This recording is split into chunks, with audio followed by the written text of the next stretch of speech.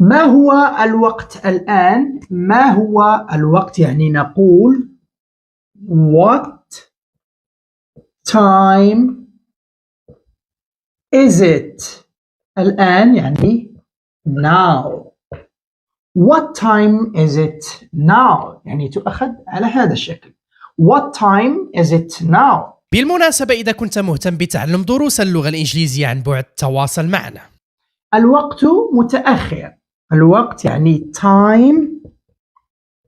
متأخر يعني نقول is late. Time is late. أنا في عجلة من أمري. أنا يعني نقول I am أو يمكنكم القول am. في عجلة من أمري يعني نقول in a hurry. I am in a hurry. وبالتالي فبالنسبة في عجلة من أمري يعني تعبر عنها يعني الفريز التالية in a hurry. I am in a hurry.